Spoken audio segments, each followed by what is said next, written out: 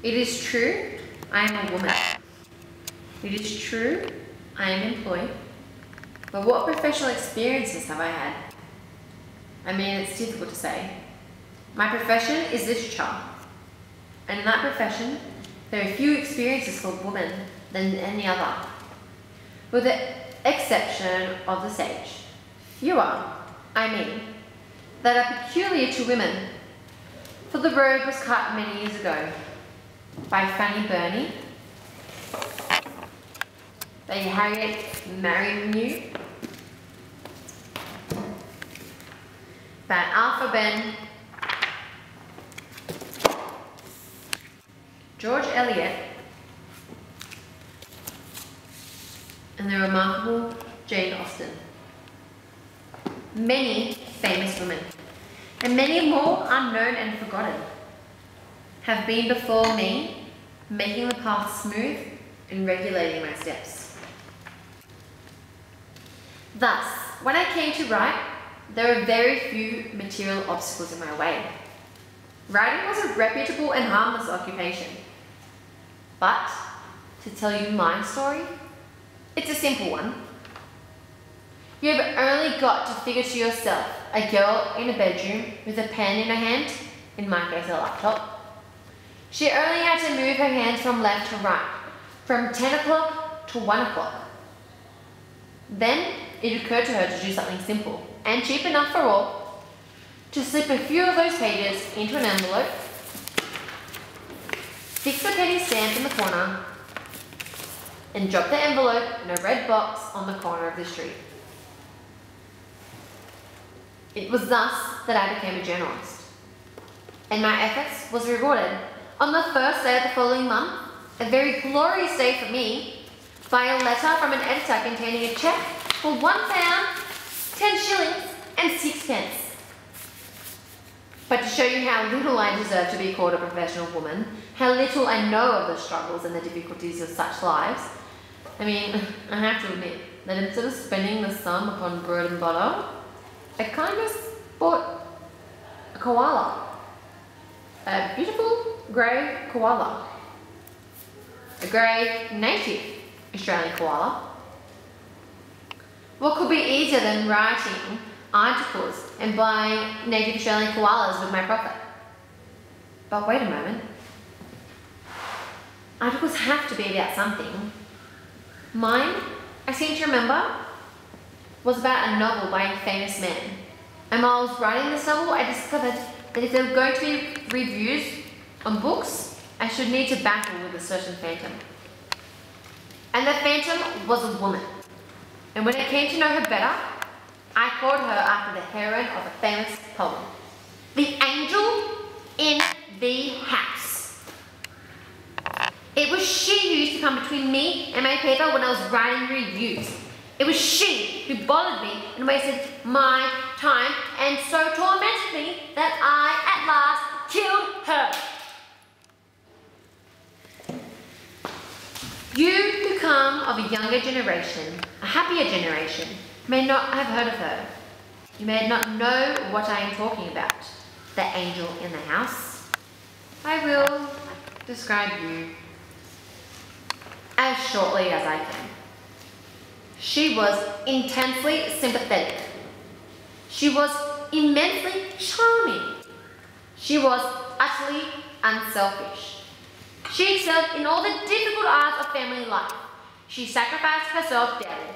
And in short, she was constituted that she never had a mind or a wish of her own, but preferred to sympathize always with the minds and wishes of others. Above all, I need not to say that she was pure. When I came to write, I encountered her with my very first words. The shadow of her wings fell on my page and she would whisper, "Ginny dear, you foxy woman, you are writing about a book only written by man.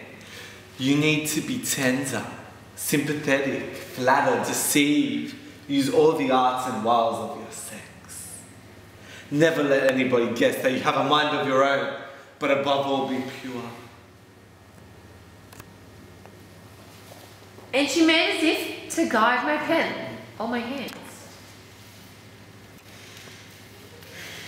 So I turned upon her and caught her by the throat. I did my best to kill her. Had I not killed her, she would have killed me.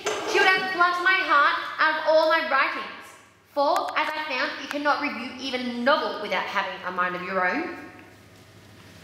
Thus, whenever I felt the shadow of her wings or the radiance of a halo upon my page, I took the inkpot and I flung it at her.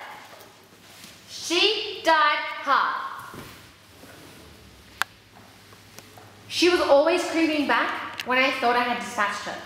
Though I flattered myself that I killed her at the end, the struggle was intense and severe.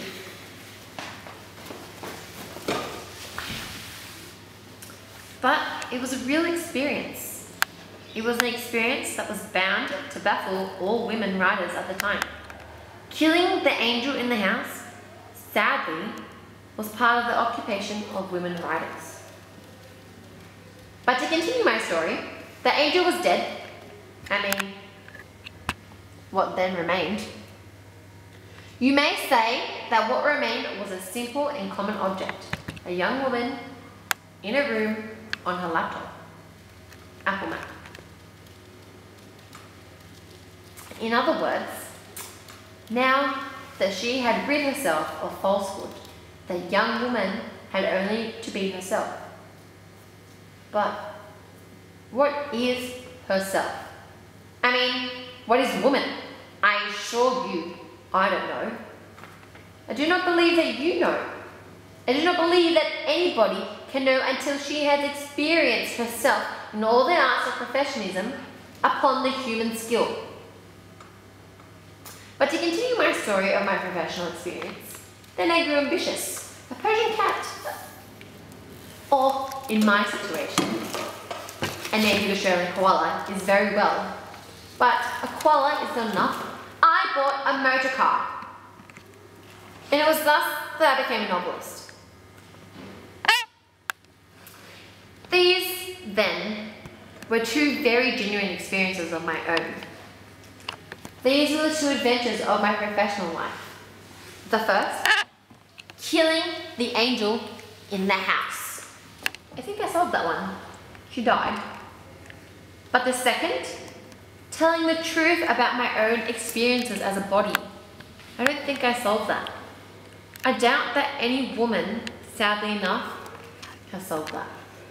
The obstacles against her are still immensely powerful, and yet they are very difficult to define. I mean, outwardly, it is simple to write a book. Outwardly, what obstacles are there for women rather than for a man? Inwardly, I think the case is very different. She has still many ghosts to fight, and still many prejudices to overcome. Indeed, it will be a long time still. I think before a woman can sit down and write a book without finding a phantom to be slain, a rock to be dashed against. And if this is so in literature, the freest of all professions for women, then how is it in the new professions which you're now encountering for the first time? Those are the questions that I should like, had I had time to ask you.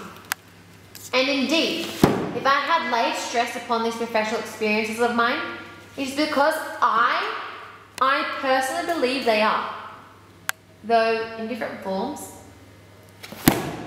also yours. Even when the path is normally open, when there is nothing to prevent a woman from being, per se, a doctor, a lawyer, or a civil servant, there are many phantoms and obstacles, as I believe, looming in her way. And to discuss and define them is, I think, of great value and utmost importance. You have won rooms of your own in the house hitherto exclusively owned by men. You were able, though not without great labour and effort. But this freedom is only a beginning. The room is your own, but it is still bare. How are you going to furnish it? How are you going to decorate it? With whom are you going to share it? And upon what terms and circumstances? These, I think, are the questions of utmost importance and interest. For the first time in history, you are able to ask them. For the first time, you are able to decide for yourself what the answers should be.